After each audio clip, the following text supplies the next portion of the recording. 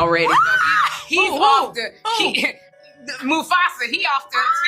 I can't use him for the fantasy no more because my friend is off. So it's done. I gotta find somebody else. Gotta go back to Lenny Kravitz. Looks like there's a new couple in Hollywood. Aaron, Pierre, Teyana. Aaron, Pierre, that's Teyana. Teyana Taylor sat in her car, staring blankly through the windshield, her hands shaking around the steering wheel. Her phone was buzzing nonstop, but she didn't even blink. Her eyes were red, her cheeks stained with tears. Just a few hours ago, everything seemed fine. Or, at least manageable. Now, her entire world felt like it was spiraling out of control. And the worst part? The betrayal came from the one person she never saw coming. Aaron Pierre. She had just come back from dropping her daughter off at school when she noticed the large envelope wedged in her gate. Thinking it was some routine paperwork, maybe something related to her divorce with Amon, she didn't even open it right away. It wasn't until she sat in her kitchen, sipping her tea, that she finally tore it open. The moment her eyes scanned the first few lines, her stomach dropped. It felt like someone punched her in the chest. The words blurred as she read and reread the document. Aaron had filed for parental rights, joint custody, of her daughter, not his. Hers. She couldn't even move. For minutes, she just sat there, paralyzed. Her fingers trembled as she flipped through the pages, hoping it was some mistake, some misunderstanding. But no, it was real. Aaron had gone behind her back and filed legal documents, without even talking to her. Not a word. Not a warning. Her heart raced as she picked up her phone and called him. Straight to voicemail. Again. And again. No answer. She left a message, voice cracking. Aaron, what is this? Why would you do this to me? To her? Call me, please. But deep down, she already knew this wasn't some error. This was deliberate, calculated, and that realization crushed her. She had let this man into her home, into her life, into her daughter's heart. After everything she'd been through with Amon, the cheating, the lies, the heartbreak, she told herself she'd never trust that easily again. But Aaron? He came in so gentle, so patient. He never rushed anything. He didn't pressure her. He said all the right things, did all the right things, especially when it came to her little girl. She remembered the way he used to braid her daughter's hair, clumsily but sweetly. How he stayed up helping with homework, sat front row at her school play, brought her favorite ice cream when she had a bad day. Her daughter had grown attached, started calling him Uncle Aaron.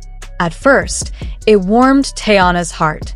She thought maybe, just maybe, she had found someone who wasn't trying to replace anything, just trying to support. But somewhere along the line, things shifted. He started questioning her decisions. Small things at first. What school she chose. How late her daughter stayed up on weekends. Whether she was spending enough time with her. He made suggestions, then objections.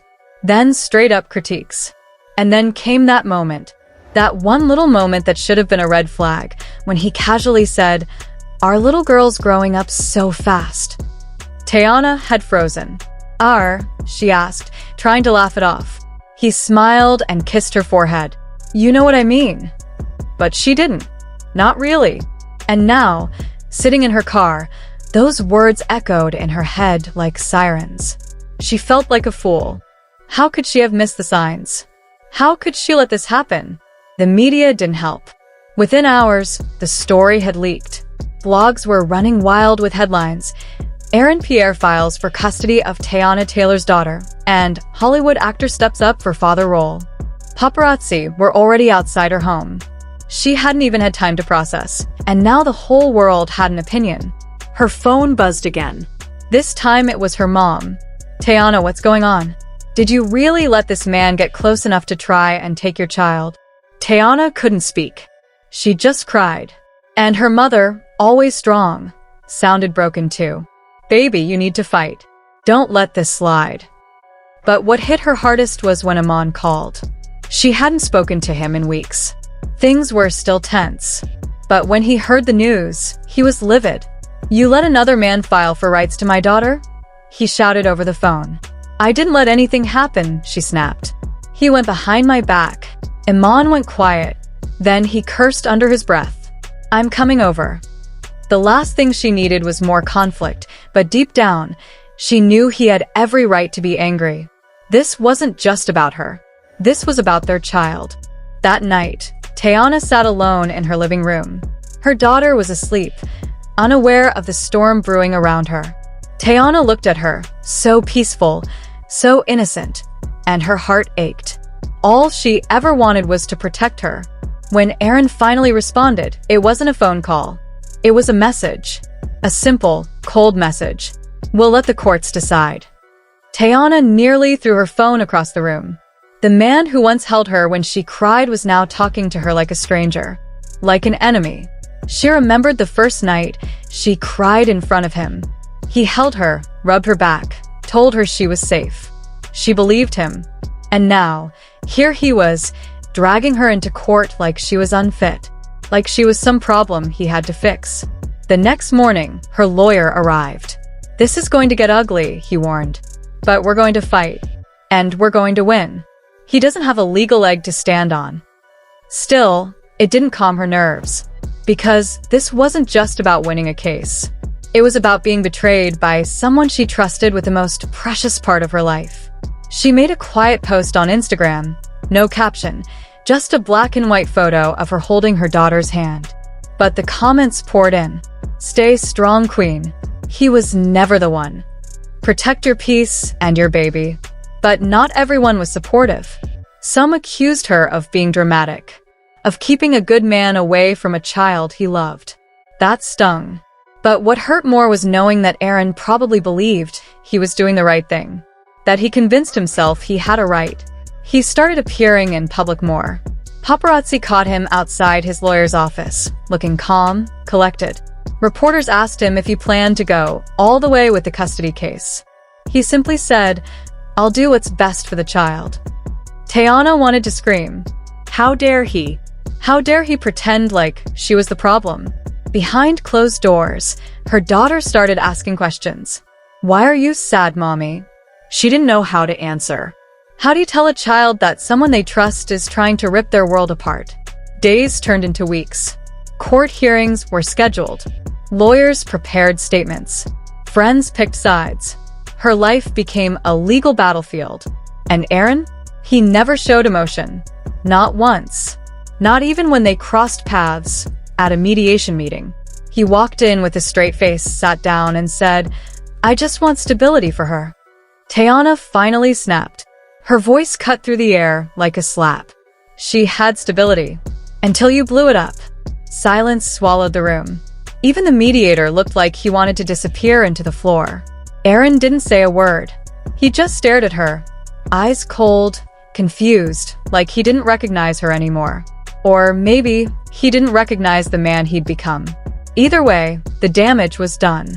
On the drive home, Teyana gripped the steering wheel like it might anchor her to reality. Her hands shook. Her heart raced. Not from fear. She'd felt that before. This was different. This was fury. This was heartbreak wearing armor. The kind that forms when you've been gaslit so long, you start questioning your own reflection. As soon as she walked through the door, the facade cracked. She collapsed on the couch, pulled her knees to her chest, and let it all pour out. Not in weakness, but in release. Every tear carried months of buried frustration, every sob a scream she'd swallowed during those moments when she had to keep it together. Especially for her daughter. Always for her daughter. But tonight, something shifted. Instead of hiding from her feelings, she faced them head-on. And in that raw moment, she picked up her phone, hit record, and looked straight into the lens. Not for likes. Not for pity. Just for herself. For the version of her that had gone unheard for too long. I let someone in, she said, voice trembling but firm. I let him love me. I let him near my daughter. I believed in what we had. I believed in him. And now he's using all of that against me. That's not love. That's manipulation. That's control disguised as concern. Her voice cracked, but she didn't stop. And I'm done pretending. I'm done explaining myself to people who twist my words, who rewrite my story, like I wasn't there living every page. I won't let him paint me as unstable just because I refuse to stay silent. She stopped the recording and stared at the screen for a while. Maybe one day she'd share it. Maybe not. But for now, it was enough. She had spoken her truth. She had reclaimed her voice. Her fight wasn't over. Not by a long shot. But tonight marked the beginning of a new chapter. One where she wasn't just surviving. She was standing tall, unafraid. Because she wasn't just fighting for herself anymore. She was fighting for her daughter. And that made her unstoppable.